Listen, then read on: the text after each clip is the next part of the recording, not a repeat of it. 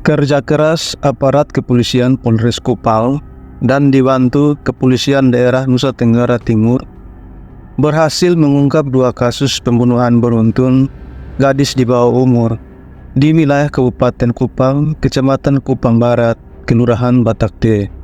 Terungkap Justinus Tanaib alias Tinus, berusia 42 tahun, merupakan pelaku tunggal pembunuhan rentetan 2 gadis muda. Pembunuhan ini terjadi pada bulan Februari dan bulan Mei 2021. Tinus bekerja sebagai supir dump truck pengangkut material. Dia sudah memiliki istri dan memiliki 3 orang anak. Dari tangan dia, polisi mengamankan sebilah pisau, pakaian, 1 buah sepeda motor, handphone milik korban, dan handphone miliknya. Sebelumnya, dia juga diketahui pernah masuk lembaga pemasyarakatan Kupang dan menjalani hukuman 4 tahun penjara karena kasus pemerkosaan. Dalam persidangan, dia mengaku melakukan rentetan kejahatan seksual dan perbuatan keji dalam kurun waktu 5 bulan terakhir di tahun 2021. Dia memperkosa 5 orang gadis.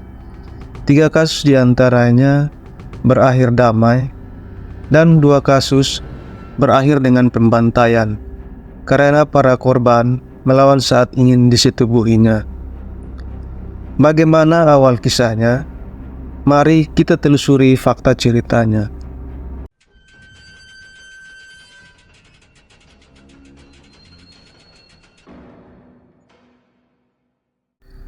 Korban pembunuhan pertama bernama Marcelina Bahas, berusia 18 tahun. Ia bersekolah di SMA Negeri 1 Kupang Barat. Marcelina dan Tinus berkenalan di aplikasi Facebook sejak bulan September 2020 lalu. Mereka saling berkomunikasi intens yang kemudian di persidangan dibuktikan dari bukti chattingan melalui aplikasi itu. Tinus menggunakan akun Ari Tio, sementara Marcelina menggunakan akun Putri Sulung. Dalam kurun waktu sejak September 2020 hingga Februari 2021, Tinus dan Marcelina sudah 11 kali bertemu. Namun, tidak pernah terjadi kejadian aneh atau semacam pelecehan dan sebagainya. Pada Februari 2021, Marcelina menjanjikan lokasi pertemuannya dengan Tinus di kebun milik orang tuanya. Karena sejak sekolah online, memang kesehariannya mengurus ternak sapi orang tuanya di kebun tersebut. Saat bertemu, di kebun itulah Tinus melakukan aksi kekerasan. Ia memperkosa dan menganiaya serta membunuh Marcelina dengan cara dicekik, lalu ditikam di leher bagian kiri dengan pisau. Sementara perut dan kedua kaki nampak lebam kehitaman. Sontak temuan ini menggegerkan warga. Saat ditemukan, kondisi jenazah Marcelina tampak tak wajar. Celana pendek warna merah yang dipakainya melorot hingga betis. Sementara jaket berwarna hitam serta baju tersingkap hingga leher. Di lokasi kejadian ditemukan juga sendal jepit milik ayahnya.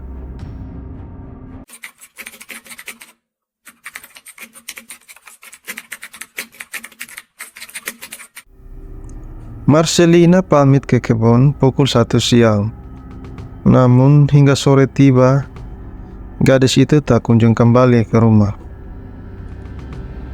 Hingga pukul 4 sore, Marcelina belum juga kembali ke rumah, sehingga membuat ibunya khawatir dan mulai mencarinya. Namun hingga pukul 7 malam, dia tak kunjung pulang. Orang tuanya pun langsung menginformasikan ke perangkat desa untuk membantu pencarian Marcelina hingga sampai jam 11 malam. namun tetap nihil. Akhirnya, mereka bersepakat untuk melanjutkan pencarian keesokan harinya.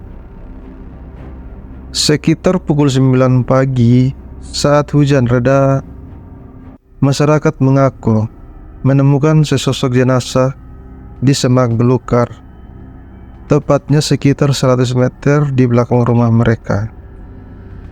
Lokasi penemuan jenazah korban sangat rapi. Tidak ada semak yang patah. Tidak ada juga bekas injakan kaki pada rumput. Padahal sejak Rabu hingga Kamis sedang hujan deras. Sebelum kejadian, korban juga dipastikan membawa handphone jenis Samsung. Handphone korban tidak ditemukan di lokasi. Bahkan nomornya pun sudah tidak aktif. Jenazah korban langsung dievakuasi ke Rumah Sakit Bayangkara Titus Uli Kupang untuk penyelidikan selanjutnya. Selama 2 bulan lebih, kepolisian mengalami kesulitan mengungkap kasus ini karena minim bukti dan saksi. Sampai penemuan jenazah kedua pada Mei 2021 barulah tersingkap dalang dibalik semuanya. Dan korban pembunuhan yang kedua bernama Yuliana Apriani Welkis alias Nona Welkis, berusia 19 tahun. Nona Welkis baru menyelesaikan sekolah menengah kejuruan tahun 2020 dan berencana mencari pekerjaan setelah ia mendengar lowongan kerja di sebuah daerah di Kota Kupang. Tujuannya untuk membantu ekonomi keluarga. Namun, maut menjemputnya. Jenazahnya ditemukan dalam kondisi memprihatinkan pada bulan Mei 2021 lalu. Lagi-lagi, Nona Welkis dan Tinus berkenalan dan saling berkomunikasi lewat Facebook.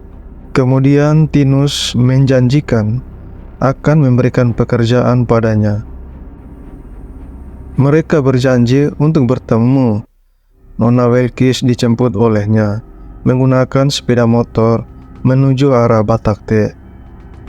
Sesampai di lokasi, Tinus langsung berpura-pura menghentikan kendaraan yang jauh dari pemukiman dengan alasan ingin mengunjungi temannya yang rumahnya di dalam hutan.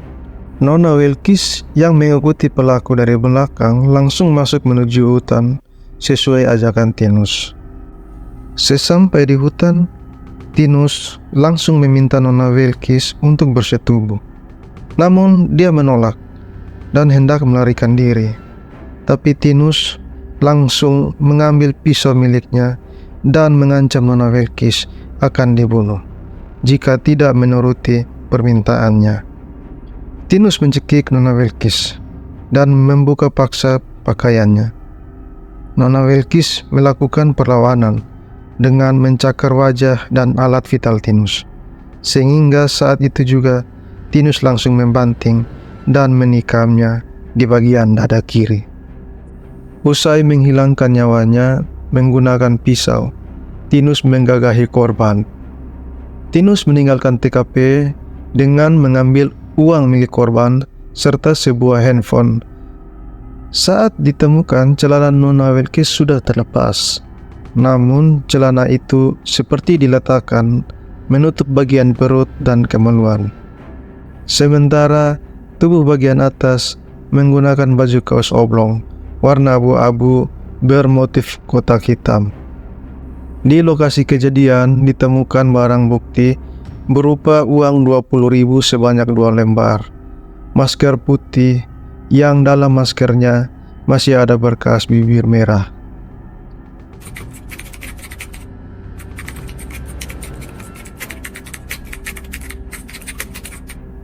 Jasad Nona Welkis ditemukan warga di tanah milik PT Dewi Mukti pada hari Senin tanggal 17 Mei 2021 sore. Saat ditemukan, kondisinya sudah membusuk dan sudah dipenuhi dengan ulat belatuk. dan wajahnya sulit dikenali. Untuk itu, dokter forensik langsung membawa jenazahnya ke Rumah Sakit Bayangkara Kupang untuk dimandikan dan dibersihkan guna identifikasi wajah dan kondisi tubuh korban. Yang paling memprihatinkan adalah keluarga Nona Wilkis baru mengetahui bahwa anaknya telah meninggal dari postingan Facebook yang dibagikan di lini masa tentang penemuan jenazah. Hasil akhir dari persidangan Justinus Tanaem alias Tinus yaitu divonis hukuman mati oleh Mahkamah Agung Republik Indonesia. Majelis Hakim dalam amar putusan kasasinya menetapkan menolak permohonan kasasi dari permohonan kasasi atau penuntut umum pada Kejari Kabupaten Kupang.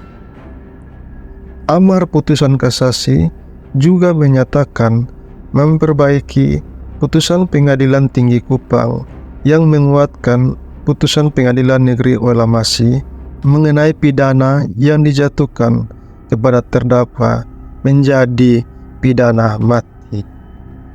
Hal-hal yang memberatkan terdakwa adalah perbuatannya mengakibatkan 2 orang wanita meninggal dunia, yaitu korban dewasa dan korban anak.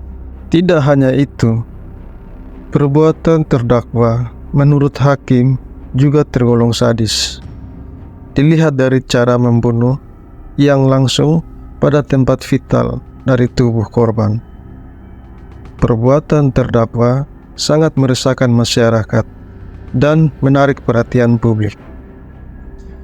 Sebelum mengikuti sidang putusan pengadilan, Justinus Tanaem sempat mengucapkan permohonan maafnya kepada keluarga korban. Mohon maaf lahir dan batin untuk keluarga korban dan keluarga saya juga.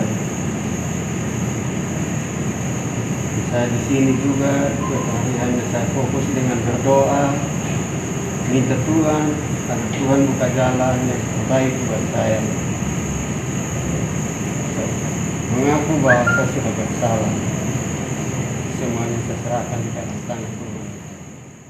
Tetapi menurut ayah dari almarhum Nona Wilkis, permohonan maafnya sudah tidak ada guna lagi.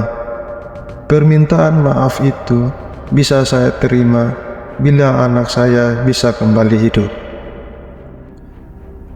Kejadian pembunuhan beruntun ini sempat menggegerkan warga Kota Kupang dan mendapat perhatian dari berbagai lembaga pemerintahan dan lembaga keagamaan di Kota Kupang.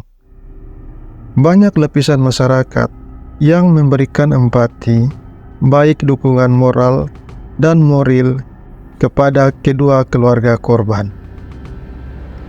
Bagaimana menurut teman-teman? Apakah putusan pengadilan telah sesuai dengan harapan teman-teman? Silakan teman-teman memberikan komentar di kolom komentar.